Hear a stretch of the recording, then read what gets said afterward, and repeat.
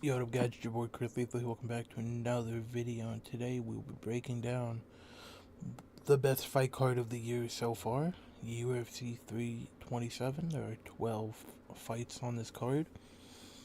This card is almost entirely 50-50 fights. There's not a heavy favorite besides, I think, Gastelum, Luque versus, and Pico Pitbull. I think all the other ones are like dead even, which it does not bode well for picks.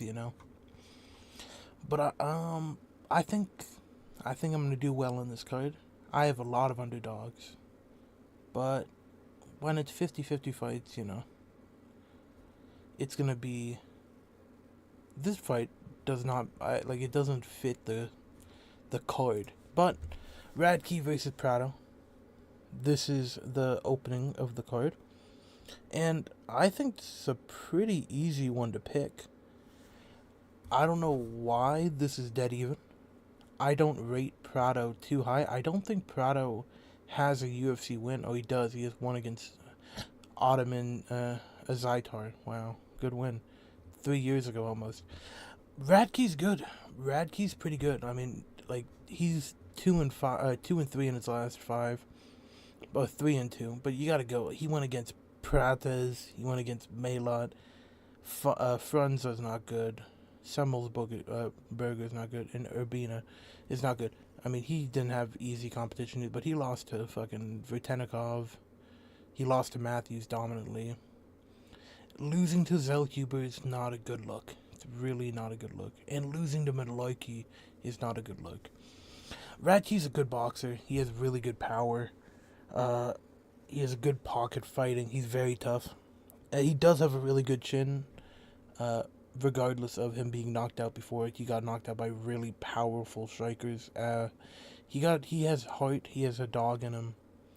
And what I think separates him from Prado is Radke's really good jiu-jitsu. He has great transitions. He can hold someone down. Very active ground game. He has a submission. He's very well-rounded. He may not be the best fighter, but he is very well-rounded. He's very aggressive. He walks forwards. Great clinch game. He doesn't do well to the body. He is quite open on the feet. He's very hittable in the pocket, which is a problem because Prado's very deadly in the pocket. He overcommits, low volume, not very accurate, and he struggles against very technical boxers, but he doesn't do well against pressure either. But I think Radke's just going to be able to keep it on the feet. Well, if it goes to the ground, Prado's fucked too. Pretty much, I mean, Prado has a decent ground game. He has good submissions. He's dangerous on the ground, but he's not going to out jiu-jitsu Radke. He has good clinch knees, very good boxing. He has a lot of power, very durable. I don't see a finish happening in this fight, regardless of the winner. He has very nasty boxing hooks in close. But he has bad cardio. He has bad takedown defense. He's able to be smothered. He can get taken down and held down for long periods of ground. He has a bad get-up game. He doesn't throw many straight punches. He's mainly a hook fighter. He gets hit by a lot of straight punches, which is Radke's bread and butter. And he doesn't close distance well. So I think Radke's just going to be able to pick him apart at range, mix in takedowns, and win by decision. I think this is a pretty easy fight to pick. He's my lock of the card. No, he isn't. But I am very confident on this pick. Gastelum versus Luque. Now this is the battle of the washed. Both of them are very washed. But I think Gastelum is the better fighter. In their prime, I still think Gastelum would win. I think Gastelum has more ways to win this. And I think Luque's only way to win this is to knock out Gastelum. And as we've seen, this dude has an iron chin. There's nothing knocking this dude out. He didn't get knocked out by Pyfer. He's not going to get knocked out by an old Luque. Ever since that fight against Jeff Neal, where he had a brain bleed, he's just not the same fighter. He doesn't take damage the same. He shells up when he's hit. I mean, he's still very durable. He still has a chin. But he just doesn't respond well anymore. He has really good leg kick still. He's a good striker, good boxing. He does have a nasty submission game, mainly front chokes like an anaconda. Darth choke is his bread and butter. He high volume, five significant strikes per minute. He has good scrambles, good takedowns. He's very well rounded, good takedowns, but he's old now. He relies on his chin way too much. He doesn't have good striking defense. Head is on the center line. Struggles against technical wrestlers.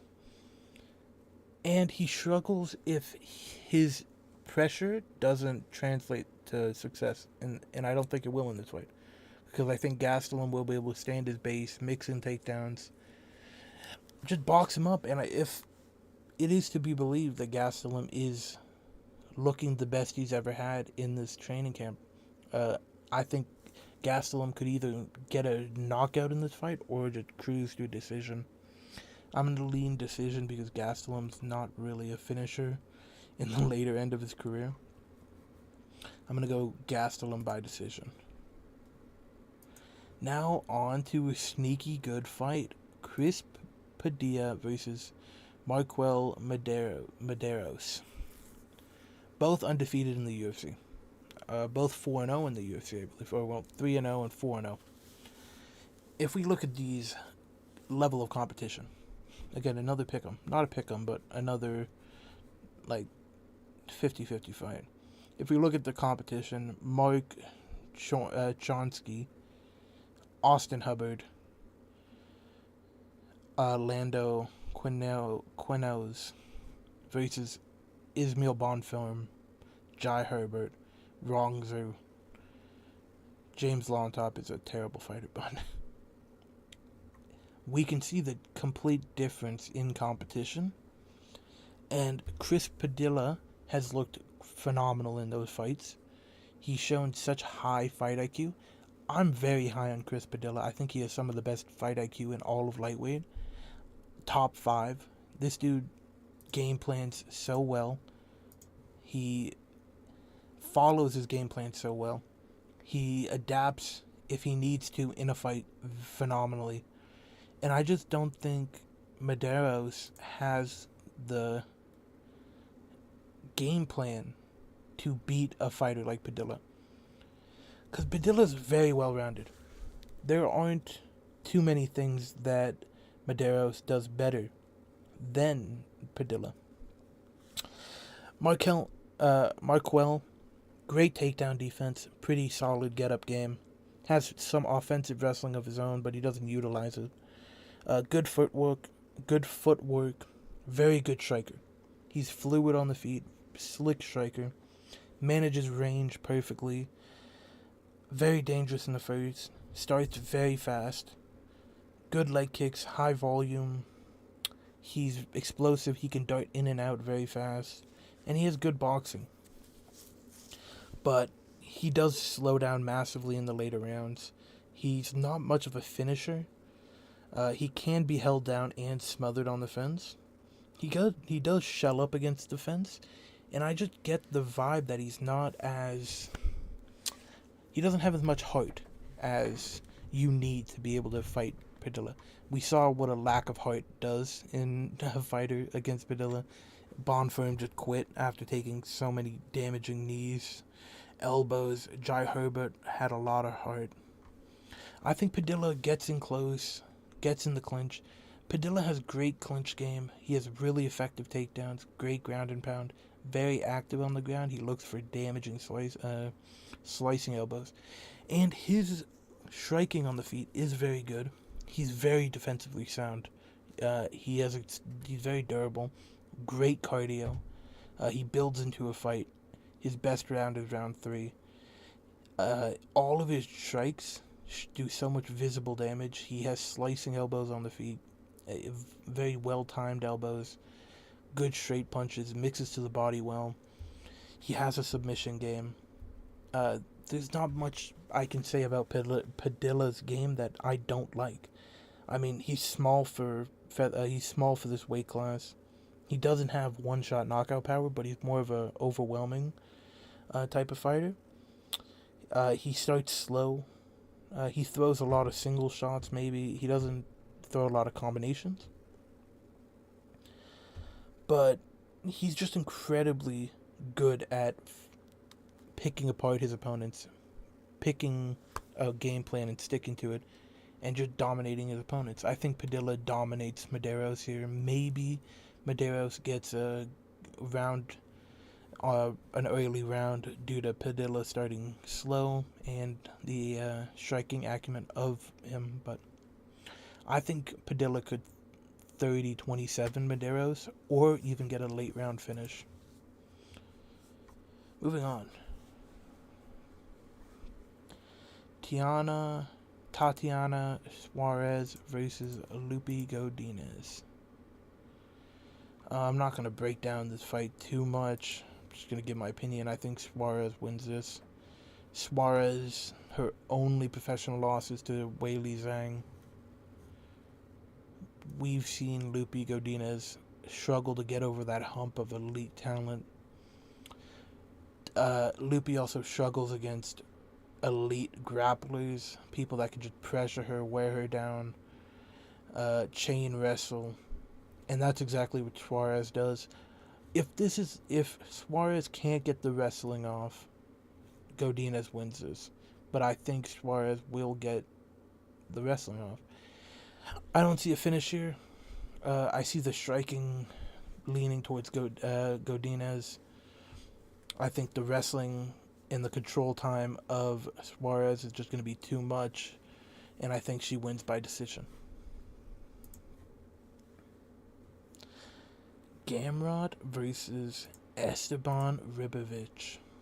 I'm very excited for this fight. And I think this fight's going to go very similar to Ethan Ewing versus Rafael Esteban. Gamrot is kind of a fraud, I think. I don't think... He lost to Dan Hooker.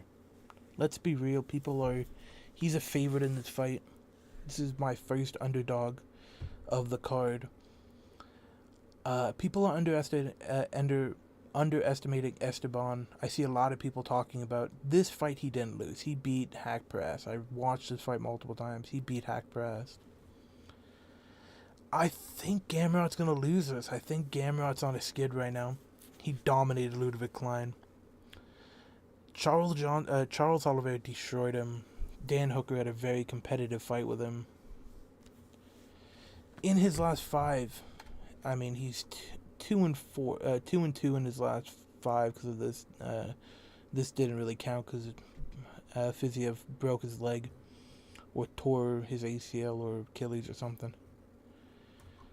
Okay, let's get into it. Okay, well, we all know what Gamrot is. We all know how Gamrot fights. He's gonna look for takedowns. He's gonna chain wrestle. He's gonna look for control time. Gamrot has no threat on the feet.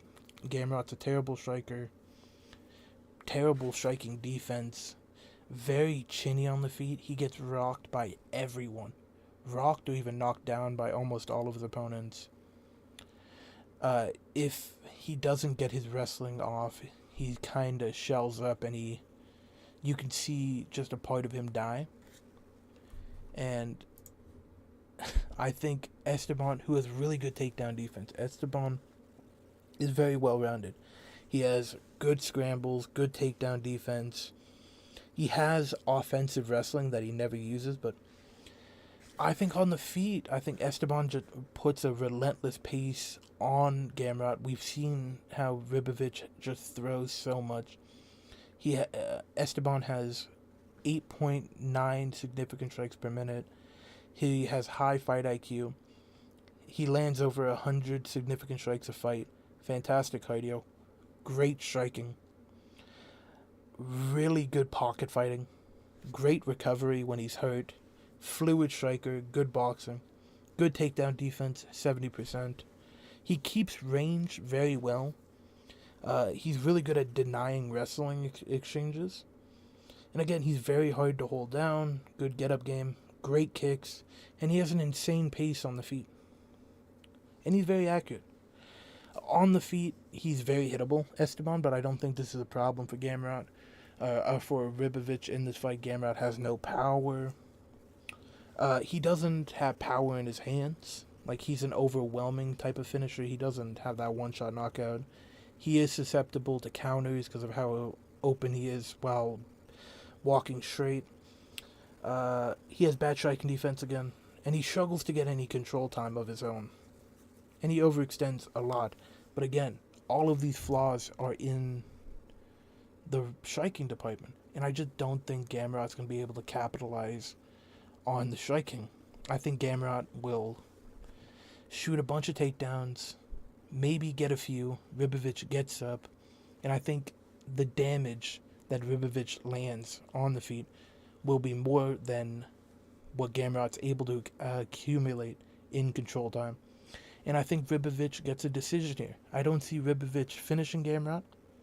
I for sure don't see Gamrot finishing Ribovic. And I just see Ribovic landing a high volume on Gamrot. Gamrot getting hurt, clinch wrestling, maybe getting Ribovic down. Esteban gets back up, repeat the cycle. And I think Ribovic wins by decision. And we get a ranked Ribovic, which I never thought we'd see. And Ribovic is not going against scrubs. I mean, he knocked out a surging contender in McKinney. He beat Zellhuber. Well, that's not a good have a split decision with Zellhuber. Elvis Brenner's not, a good fighter. But Haqparast is a good fighter. And he did technically lose, but I'm going to give that a win. Esteban by decision. Kevin Holland versus Randy Brown. This is, they fight the exact same. These two are very similar in their striking style. They're very similar in their size, too, I believe. Kevin Holland's a little younger. Kevin Holland has the reach advantage. They're the same height. I think Kevin Holland's the much more durable fighter. In almost all of the fights I watched Randy Brown, he got knocked down. So I think Kevin Holland definitely has the durability upside in this fight. And I think he has the wrestling upside in this fight. Randy Brown likes to stand very tall. He fights behind his jab. He has a lot of power. He keeps range very well. He enters kind of a flow state with his striking. He hates being in the pocket. He prefers to stand at range. Pick apart his opponent with his kicks, with his straight punches. Really good right hand. He's a clean counter striker. He has really good takedown defense, 73%. He has good body kicks. He has a good get-up game, but that's more due to his physical acumen than his technical ability. He can kind of just stand up, slip out of position with how long he is. He does have solid cardio, good body kicks, and he has a lot of power. And he's very fast. But he's heavy on the front foot. We saw that in the Bonfirm fight. He gets his leg picked apart, and I think Kevin Holland's going to be able to pick apart his front leg. He has a questionable chin. He doesn't respond well to being pressured. He kind of shells up. He runs away. Pocket fighting is not good for him. He gets clipped in the pocket. He can be held against the fence, as we saw in the Bryan Battle fight. Okay, this is just... Okay. Yeah, as we saw in that Bryan Battle fight, the clinch is a bad thing for him. He settles on the bottom. If he can't get up immediately, he just settles and loses the round. Very similar to Kevin Holland. And he always gets put on the ground by leg kicks. He gets swept by leg kicks due to his size. He settles on the bottom, looks up for submissions. Very similar to Kevin Holland. Again, these two are so similar. I'm leaning towards Kevin Holland in this fight. Another underdog. I just think this is a fight Kevin Holland wins. He arguably beat Danny Rodriguez. If you just look at the level of competition they've been fighting, Kevin Holland is much, much better. Kevin Holland has great cardio, great volume. He's pretty defensively sound, and when he's not, he has a great chin. He's very fast. He recovers very well. He's very good in the clinch, very strong. He has good elbows and knees. Really clean body kick, great leg kicks. He does have really good takedown defense at welterweight. He's versatile on the feet. He has good striking. He has good kicks. He has good ground and pound. He does have really good body work. And he has fantastic submissions, really nasty jiu-jitsu. Good wrestling, good takedowns, good trips. He's much better when he's on the front foot. He's not a good counter striker. He has pretty good head movement, good footwork. He doesn't really have one-shot knockout power anymore. He does overextend. And my biggest concern is that he has a terrible mentality. He looks for an excuse. If he can find an out in a fight that he's losing, he takes it and he rides with it. And he's okay with losing. Like the Mike Malad fight, he got hit in the nuts. He took that and he ran with it, and he used that as an excuse to ignore that loss. If he gets any type of fight back, he gets really frustrated. He starts pretending like he doesn't care. He doesn't have good submission defense. He can sometimes be reckless while kicking, and he has sloppy combinations. And obviously, he doesn't take his career seriously, but I think Kevin Holland will just be able to walk forward, pressure Randy Brown, land his combinations, pepper that leg, cook that fucking leg. And if Randy Brown is too hard for Kevin Holland to muscle around, I think Kevin Holland will be able to implement his wrestling. I think he'll be able to control Randy Brown. He'll be able to lock up some submissions. I think Kevin Holland gets this one done by decision.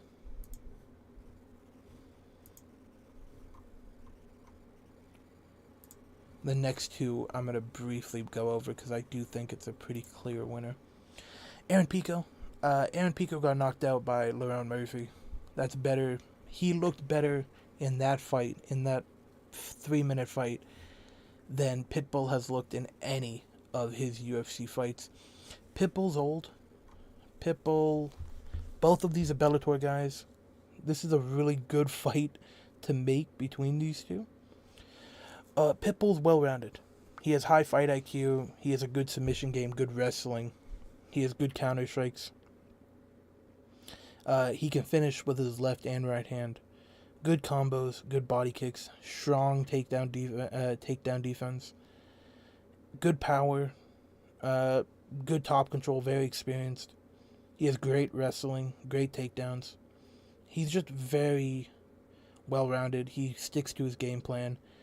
But in his older age, I mean, he's short and his physical strength is diminishing. He's been through a lot of wars. He is not fast. He doesn't do well against kicks. He doesn't defend against blitz strikes too well. He has no urgency. I don't think he has the grit or heart to grit out a win anymore. His chin is very questionable. He got knocked down by Yair. He struggles against chain wrestlers. He struggles against length. And he walks through punches when he's closing distance. He doesn't dodge them. He gets hit by every single one. And Aaron Pico is just the ultimate weapon here. I think he wins this wherever this fight is. And I think he gets a knockout. He's incredibly high-level boxing. He's incredibly powerful. He has some of the best body work of any fighter in the UFC. Great combinations to the liver. Constantly walks forwards. Great pressure.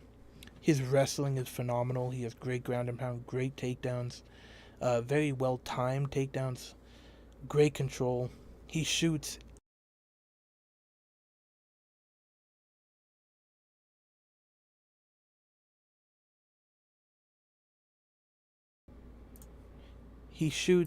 okay, God, my mic.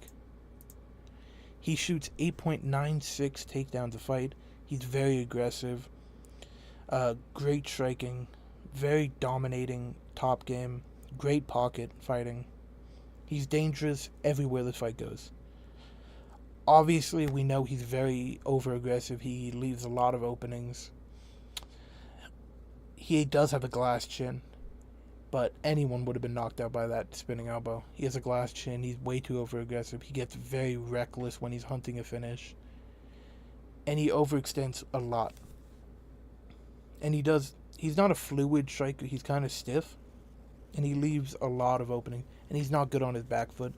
I don't think Pitbull has what it takes to knock out Pitbull or knock out Pico, and I don't think Pitbull is going to be able to last 3 rounds with Pico without getting clipped and put down. So I think Pico wins this by round 2 KO. Cub Swanson versus Nate Landwehr. This is a tough fight to pick. Cub Swanson, you're never going to be confident in picking either of these fighters. This is Cub Swanson's final fight. This is his retirement fight. He's 42. It's so hard to pick him. But Nate Landwehr has looked terrible in every one of his fights. I mean, he lost to Doo Ho Choi and Morgan Charrier. Dan Ige, very good losses. Great win against Jamal Emmers, but who do I pick? I'm going Cub Swanson. I think Cub Swanson's going to be able to out-technical Nate Landwehr. Nate Landwehr thrives in being able to make the fight chaotic, use his cardio, use his power. He does have really good offensive wrestling. He does have good submissions too. But he's way too open on the feet. He struggles against technical strikers. We saw that against the Dan Ige fight. He struggles against good footwork and good boxing. I think he's going to get pieced up by Cub. I think Cub's going to be able to match the aggressiveness. I think his counter-striking is going to really hurt Nate. And Nate's durability has been diminishing every time. Every new fight, he gets cracked, he gets put down. He has great recovery, but I think their cardio is similar. I think Cub Swanson's going to be... He wants to win this fight really badly. He wants to win his retirement fight. I think Cub's just going to be able to...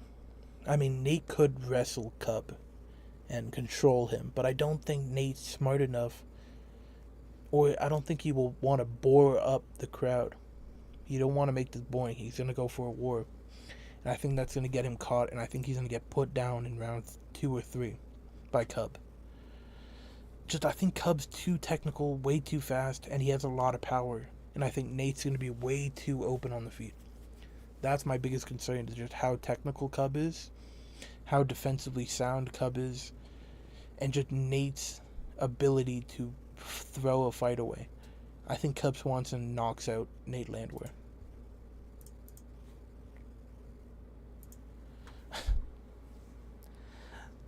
We all know this is a round 1 finish. Round 1 or 2. I can see them both being hesitant in round 1 because of how glass chins, how they both have glass chins. They don't want to get knocked down. I'm going to go with Dominic Reyes. I think Dominic Reyes knows he has more to fight for. I think he's hungrier than Johnny Walker. And I think Dominic Reyes has a better chin than Johnny Walker. Yes, I know they both get knocked out constantly. But Johnny Walker has the type of chin where anything knocks out Johnny Walker. He could get hit with a jab. Again, that's a bad example because Dominic Reyes actually did get knocked out by a jab. But Johnny Walker gets knocked out by any strike. It can barely land. It can hit the back of his head. It can hit his fucking shoulder blade and somehow he'll go hilariously knocked out. Comically knocked out cold. He also doesn't get rocked. He gets flatlined. He's either perfectly fine or he gets flatlined. Dominic Reyes gets knocked out by strikes he never sees. Very dynamic strikes, like the spinning elbow by Yuri. Head kicks. Just very... And I think that Dustin Jacoby and Nikita Krylov win are really good. Johnny Walker fucking stumbled into a win when we found out Zhang Mingyang cannot check leg kicks. His last win was against Anthony Joshua. Magomed knocked him out in the first round. Volkan Oezdemir knocked him out in the first round. I just don't trust Johnny Walker's chin. Yes, Johnny Walker could implement wrestling, but I just don't see that happening. I mean, Johnny Walker has bad cardio too. I mean, he's okay. Johnny Walker's incredibly explosive, very high volume, great leg kicks. He's very dynamic, very powerful. He throws shit from wild angles. He keeps his opponents guessing. He has good submissions. He keeps his opponents guessing. He has a really good clinch strike. He has good clinch strikes. But like he hasn't looked good since 2023. He has bad cardio, terrible fight IQ. He doesn't respond to pressure well. He has terrible striking defense for someone with a glass chin. He overcommits on every strike. And he falls victim to counters. And Dominic Reyes is one of the best counter strikers in light heavyweight. Dominic Reyes beat John Jones. Dominic Reyes is explosive, accurate, very technical. He has great counters, really clean straight punches, really clean body kick. He has really good cardio, pretty good volume. He throws about 5.39 significant strikes. Great takedown defense, 82%. And that is 82% against some of the best wrestlers in light heavyweight history. He has a clean jab. He makes his opponents vulnerable. They give him counter strikes. He has good footwork.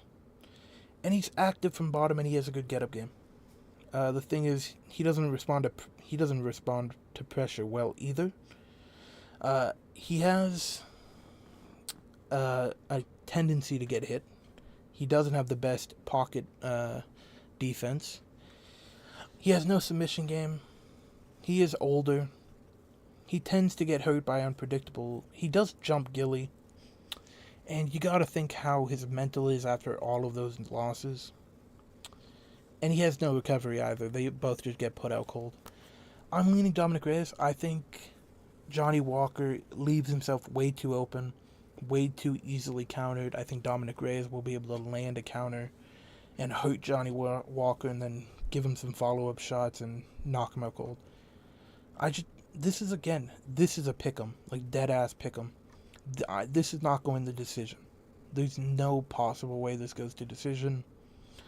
When was the last time either of these guys went to decision? It's been over 3 years for him. 2 years and 10 months against Anthony Joshua. That being your last legitimate win is kind of crazy. I think Johnny Walker is more of a gimmick than a fighter. I think Dominic Reyes knocks him out cold. Curtis Blaydes versus Josh Hokit. Now, I want to see Josh Hokit lose, just because of how, autistic his gimmick he's been doing recently is. But I think he's going to win this fight. I think this is the exact fight that Curtis Blaydes will lose. There's a trend in the people that Curtis Blaydes loses to. Very explosive, powerful strikers. And that's exactly what Josh Hokit is. Josh Hokit is an incredibly well-rounded striker and fighter in general. I'm going to go into I'm going to break down Curtis Blaydes first. Incredibly high-level wrestler. Great takedowns. Exceptional cardio. Pretty good 1-2 combo on the feet. His striking opens up his wrestling a lot more. He has hard leg kicks. Controls range pretty well. And he has a good smothering game. He can control his opponents pretty well. And he has a relentless wrestling pace. But, he doesn't have any power in his hands. He has a glass chin. He overly relies on his wrestling. He leans into punches. He has poor striking defense. Incredibly basic on the feet. Throws one punch at a time. Doesn't throw combinations. He's trigger shy. Vulnerable to uppercuts. He doesn't have much of a submission game on the ground. And he doesn't have good takedown defense. You saw him get ragdolled by Jailton Almeida. And he doesn't move out of the way of shots. He gets clipped by a lot of shots, and he shells up very often. And Josh Hokit is just the opposite. Curtis Blades isn't an athlete. Curtis Blades is a MMA fighter. You don't have to be an athlete to be an MMA fighter. Example, Azamat Murzakanov. Josh Hokit is very athletic.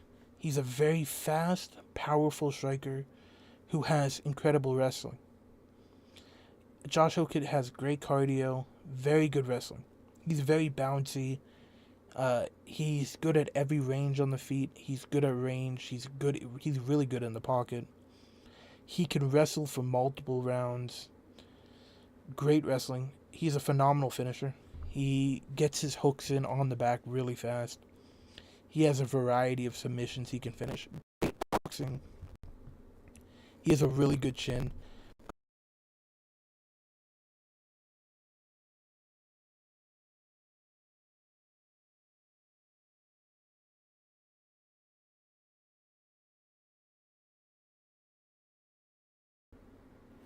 He has great takedown defense. He can get up from takedowns very well. And he really doesn't have any downfalls. I mean, he's never gone the decision. He's not very high volume on the feet either. And this is a massive step up in competition. He's going from Denzel Freeman to Curtis Blades. He's not even ranked. His striking defense leaves a lot to be desired, but again, Blades doesn't have that one-shot knockout power anymore. I'm going Hokit by KO. I think they're pretty equal in their wrestling, and I think the striking leans towards Hokit. I think we get a Hokit round 2 KO. I think Blades' chin is gone. Now on to my... Who's the underdog in this fight? I think it's Hokit. Yeah, Hokit's the underdog. Wow. What is that, 5 underdogs? I have 1, 2, 3, 4, 5. No, four underdogs out of 13. But 25% of my picks are underdogs. This is about to be 5. I'm going Paulo Costa. I think lighter man skill is a real thing. I think this is going to be... I think he's going to erase the professional. I've been on the Azamat Murzakanov is going to get fraud checked for a long time. I thought Rakic was going to fraud check him. And he kind of was until he got knocked out. I don't see what other people see. While I was watching the tape, I saw that Azamat is an incredibly powerful striker. He's very bouncy in round 1. He has solid durability. He's pretty durable. He has good pocket fighting. He is a good wrestler. He has pretty good takedowns, great control. Strong timing. He transitions very well on the ground. He has pretty good footwork for heavyweight. He's light on his feet. He's always dangerous. He's pretty fast for heavyweight. And he's incredibly explosive. But he's fat. And he's a heavyweight. He has terrible cardio. Horrendous cardio, gasses after round 1. He's incredibly soft to the body. He gets hurt to the body.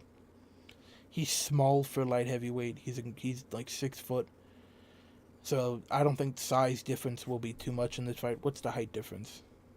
Oh my god. Paulo Costa's taller than him. Murzakanov can't defend to the body. He overthrows a lot of his strikes. He never sets up any strikes. He just wildly throws, and because of that one-touch knockout power he has, he wins. He doesn't respond well to kicks, especially to the body. He crashes in with his head down. He hasn't beaten anyone good. He beat the corpse of Rakic, that's about it.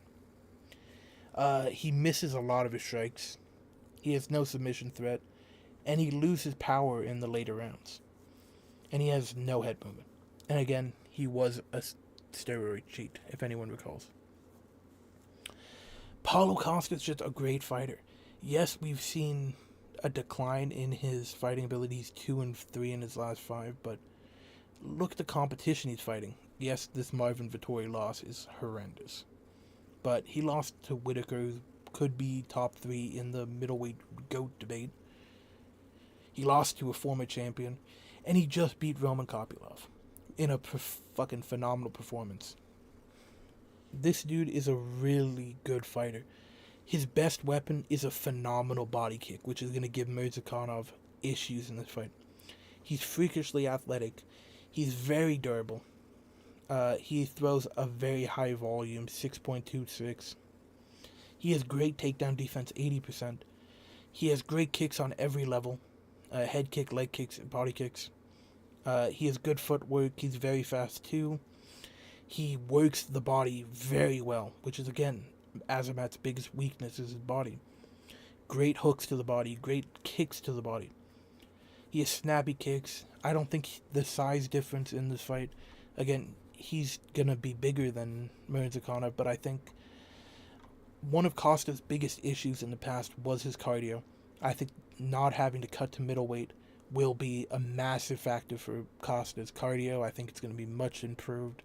I think he's going to be able to cruise for a 3-round fight. He has great pressure. He does his best work against a southpaw fighter. Azamat is southpaw. That body kick will open up due to the southpaw. He keeps his opponents at range very well with his kicks. He's pretty explosive. He doesn't really telegraph a lot of his strikes. His kicks are very snappy. Again, the competition, he's been tested against the great competition. He's powerful. He has really powerful hands. He's a good counter striker. He destroys every body limb. He destroys your legs. He destroys your arm, body. He hits you in the head. And he damages your body and he waits for you to flinch and then he kicks you high.